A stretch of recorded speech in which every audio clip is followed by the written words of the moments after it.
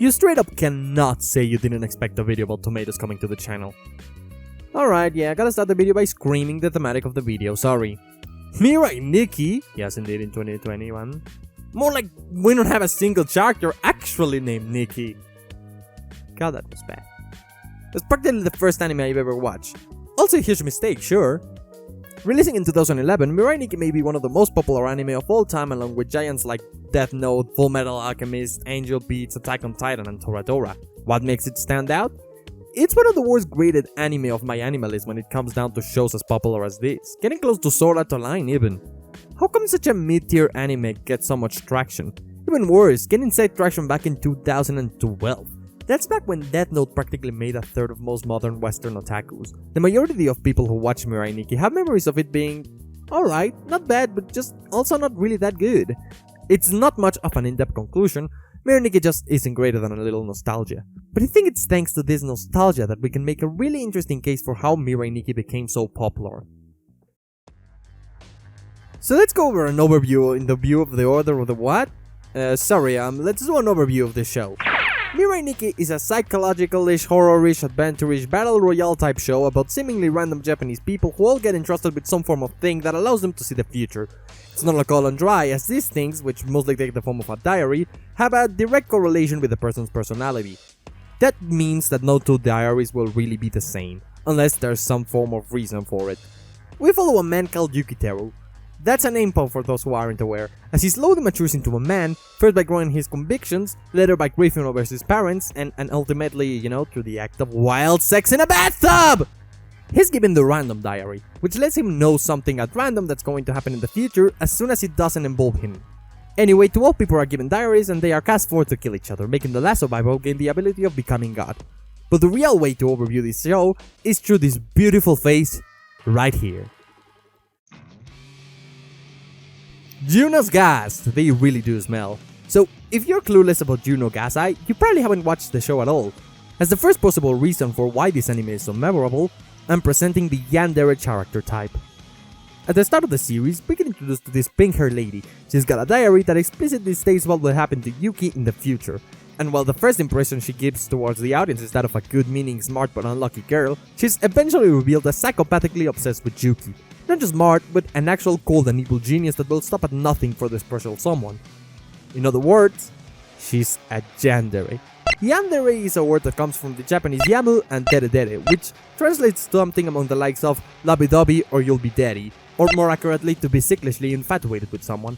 It's an evolution of the word tsundere, which has a rough translation to lovey-dovey annoying. The Yandere character basically consists of a girl who is very romantically interested with someone, treating them nicely until they begin to show slight signs of affection for some other person, and at that point they become the synonym to, why does she have a knife? They tend to get aggressive and, well, stabby. I think that's a good way to say it. This character archetype, which is what you call this, I remember that now I'm so smart, is popular enough to net itself mainstream appeal. There's even a game of questionable quality that doesn't trigger any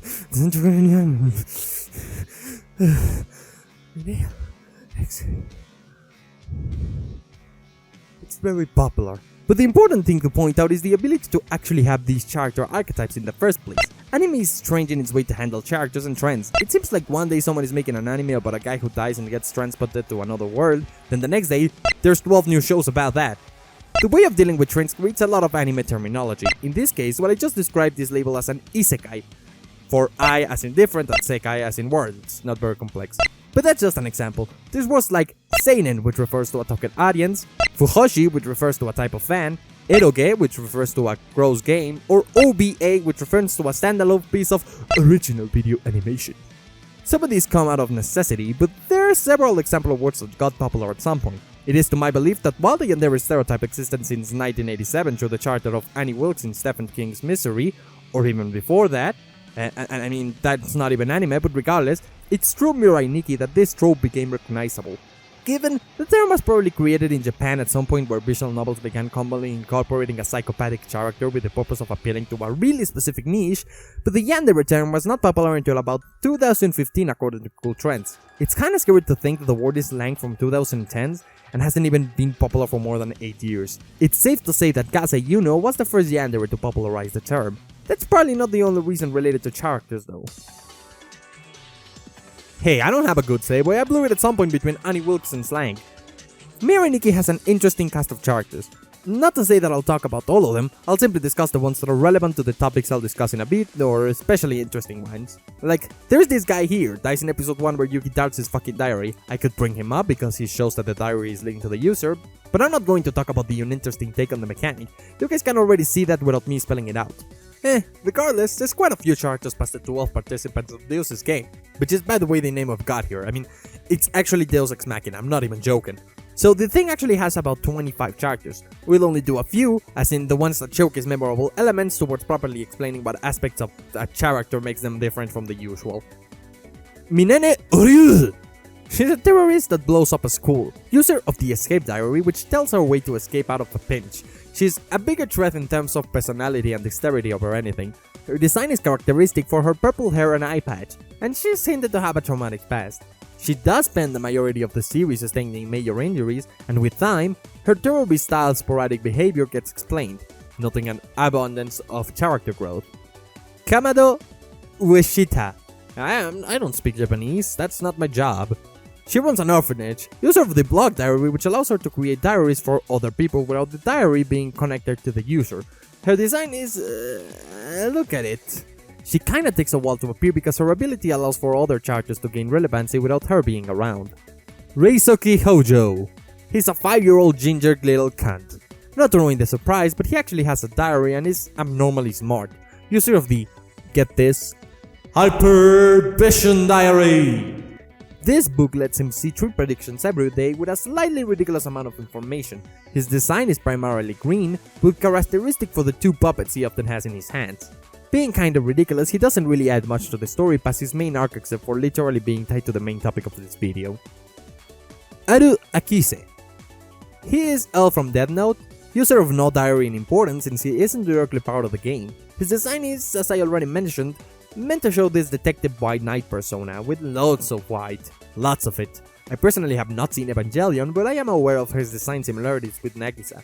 However, the most interesting aspect of this character is actually within his purpose in the plot, as one of the only characters that stands between Yuno and Yuki when it comes to their goals. Now you're probably wondering about where I'm going with this, and it mostly comes down to how these characters have several elements in common, and these are the elements which, I believe, in a way, represent the most basic and appealing features of anime. The common threads between the genre, the most basic of basics. For example, take a look at their design. Big eyes on the surface level, but Amano in the blue reveals stuff like bright colors, long limbs, and expressive faces. Even moving down to the less conventional design of certain characters like the previously mentioned Kamado, you can see a form of stylization that's almost exclusive to anime. One of the main pillars of anime appeal back then was presented through another one of these basics, namely individual perspective-based moral compasses, a bit of a long term that is summarizing the display of characters not doing the right thing or the wrong thing. There's a grey area here, and it's possible for the characters to do anything that's specifically good or bad.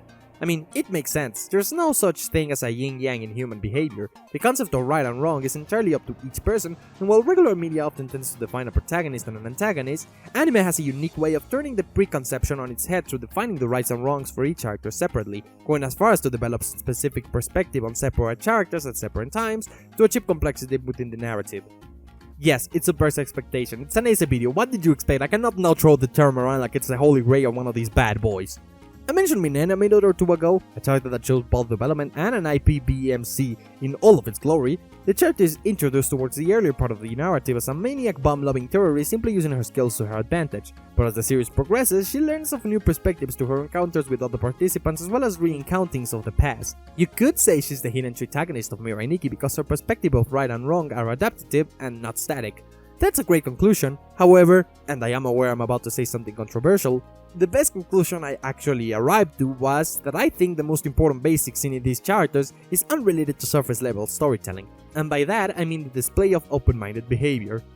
Enter enter Aro once again. This guy does this. Homosexuality.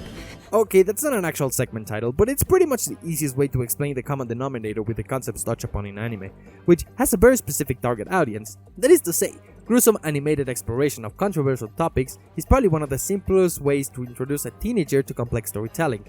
Yes, look out. I'm not saying anime is exclusively for young teens, even though I could make an argument about the main demographic of anime being just that, because it is indeed just that, but I am saying that the demographic of the show, while not dictating who the audience allowed to watch the show is, it does create a clear indication of the audience intended to watch the show. When someone becomes acquaintance with anime at the age of 12 to 15, the type of media we are used to is cut and dry stories with clear protagonists and antagonists, with very few exceptions.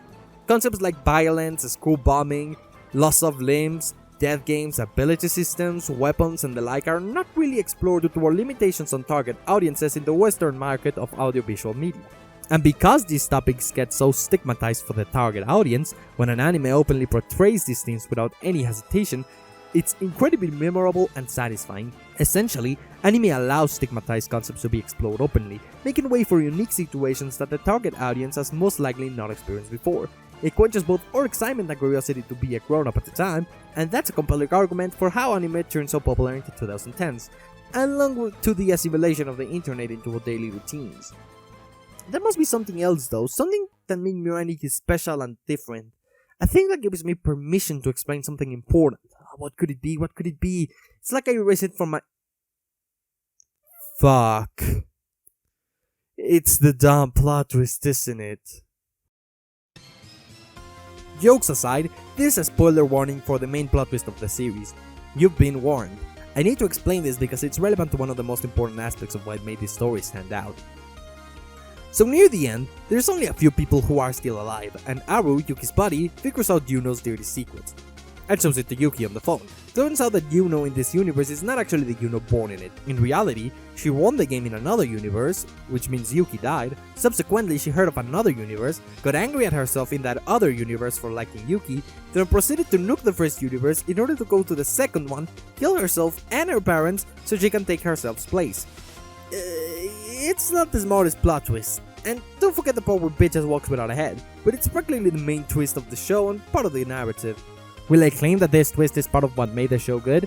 No, that'd be a stretch. Sure, it's part of the show's mystery aspect, but you're more likely to remember the skill systems, the fights, and the characters over the breaking the wall that is the conclusion. Will I claim that telling you this information is going to be useful from what I'm about to explain? Yeah, sure, alright, whatever. With that defined an outline, it's time to circle back to the topic I teased through the title of the video. That tomato. So in this arc during episodes 6 and 7, they allow the aforementioned Hojo into Yuki's house, believing he is harmless. The show doesn't take long to both introduce the character and display him as a huge threat because of course, no one would expect anything of a child. Hojo proceeds to show he's very smart, along with his diary helping him know how to properly kill Yuno and Yuki. He proceeds to attempt to do it through poisoning their salad by injecting the poison into the tomato. And so then there's this scene. Whoa, that's the wrong scene. What is that all about? Come on, eat it! Wait, something's not right. This tomato is off. It's heavier than when I washed it. Water retention? Don't be cute. I'm telling you, I think something's wrong. You shouldn't eat it. Better safe than sorry. Unless you're not paying attention, you're probably already asked the question. How? I mean, it's kind of ridiculous to simply claim a tomato is dangerous to eat because it's too heavy. Yuno might be smart, but I don't think she is that smart. Most people just chalk it up to anime being anime, but in reality, we all know exactly what this is. We may not be able to say it, but there's an obvious explanation as to how Yuno could have known all of this. Foreshadowing. It's a word you utilize in fiction to talk about when something a character does, says, or experiences has relevancy to an aspect of the plot that will happen later. It's kind of the writer's way for planting the seeds for a later story beat before it actually happens, smoothing the transition and giving the audience a sense of familiarity once it actually happens. That sounds really complex, but it's easy to do. In fact, it's so easy, even the Bible did it. But I'm not gonna read the Bible, because I don't feel like it, so I guess you'll just have to trust me in this one. Mostly because it doesn't matter, but let's give you an example of foreshadowing. You've obviously heard this jingle before.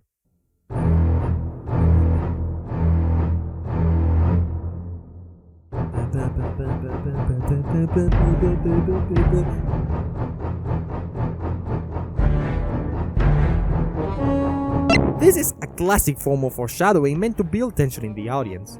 We instantly correlate that jingle with a shark, so the movie essentially creates a reaction akin to the sound your phone makes when you get a notification. You're expectant, and therefore, you are ready to act upon that sound. Now, Most examples of foreshadowing result in a spoiler. If I explained Bioshocks Would You Kindly, it would be unfair for people who haven't played the game, even if it is old. I personally think video games have to make foreshadowing a little on the nose, therefore, they tend to yield the best examples. Enter Mario Odyssey. It's a great game, and it shows the type of foreshadowing that could really be good for this example. In Mario Odyssey, your main objective is to collect the Power Moons scattered around every level. It seems like a silly Mario collectible given you've collected stars and suns before, but it goes deeper than that. If you look at these images from the game, there's something you might be able to notice. These are all pictures from different levels. Have you caught it yet? That's right, the moon! It's just there in the background most of the time, but it works perfectly when the final level of the game is revealed to be the moon! It's a great example of foreshadowing that works surprisingly well. So back to anime. Foreshadowing in anime is... make me a favor. Recall your favorite anime opening? Yeah, I'm 80 to 90% confident that whatever opening you're picturing is filled with it. Here goes! Light Yagami holds an apple, which is the forbidden fruit, which is akin to the Death Note. I wonder why. This girl is surrounded by Koni in the opening of Sword Art Online. Almost hidden by it. I wonder why. Soma here is flipping several pancakes. Did he use this strategy? I wonder why. Maka running in the world as to represent the turmoil of the soul. I wonder why. That's cool. Some of these characters are on the left, some of them are on the right. I wonder why. Oh no! Hatch's glass is falling. That's a shame. I wonder why. Tanya, there was no need to shut down Nutcracker. I wonder why. Why are you doing this? The Eldic brothers just literally got obliterated. What the fuck? I wonder why. Where do I even start with this one? I'm not gonna explain each example, but you get the point. And here we have Mirai Nikki. What a special case. If the song doesn't spit it out, the visuals certainly lead you the right way. It's really easy to see the pattern here. So, back to the tomato. Whoa, that's a subscribe button. You should click it, but I mean the other tomato. The whole entire ordeal is actually a case of foreshadowing. As there's more people here have realized from the sudden deviation into a whole different topic, Yuno is not really measuring the weight of this tomato. She's simply using all the knowledge she got during the previous round at Deus's game. It's such a small detail that you probably take it for granted at first, until you realize what it entails. Picture yourself, not well versed in anime culture, watching this anime for the first time. What does this foreshadowing tell you? Information about the plot? Is that it? No, it's way more than that. It's possibility. Just what is anime capable of? To what extent can it be used? Is there more like this? Mirai Nikki is found at the middle point between simple and complex, particularly with its plot, but again, the power system and character development are found within these lines. This creates a form of transition between the stories present in cartoons and the more complex ones on TV shows. It showed us, as the audience, that anime is capable of much more than Dragon Ball, Pokemon and Naruto. It can be self-contained in its format, meaning it can have a short plot that only lasts the amount of episodes it has to last. So it's rather difficult to say that Mirai Nikki is necessarily a 1 or a 10. It's just that the more about narrative storytelling you're accustomed to, the less likely you are to find innovation within the content of it. It's not just that our tastes change, neither is it that the show is good or bad. What's going on instead is that most of us realize for the first time that anime has much more potential than we gave it credit for in the past, watching the type of shows that could pass on TV because they were safe. It's not just some weird Japanese thing, but a style that can be utilized to showcase a million narratives with effectiveness. It's essentially boiling down to the staples of anime. Mirai Nikki just has them all. I've already discussed some like foreshadowing, design, target audience, and the audacity of this bitch, but it does have more, like the female characters having great dimensions, the clear relationships between characters, especially when it comes to unorthodox romantic relationships, skill systems that are clear and understandable with common mechanics between them and balancing to create a sense of fairness in each fight, as well as forcing the fighters to come up with a different strategy depending on their opponent. The lengthy monologues of the characters explaining why they want to do something that has happened before. A lot of things like these are here. It might not be the best anime, but it certainly is a complete anime show, and I think that's the real appeal of Mirai Nikki. The way it deals with issues and themes is, if anything, the main base for a good anime series. One could even say that the status quo of that which is outside of the status quo, which is a really good quote, and it helps end the essay, so guess what we're doing? Actually, wait. I'm starting to think that maybe she's just read it in her diary and didn't want to alert the enemy that she knows because it could give her the upper hand, and that whole tomato analysis is way less...